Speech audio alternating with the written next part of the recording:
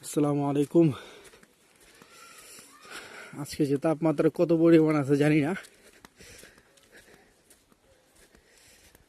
ওরে কুয়াশা, আর যে ঠান্ডা ভাই, অকল্পনীয় ঠান্ডা পড়ছে।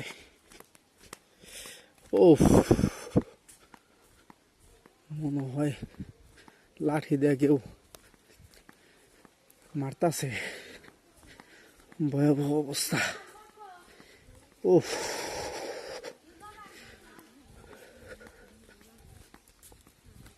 এই স্কুলে যাস নাই?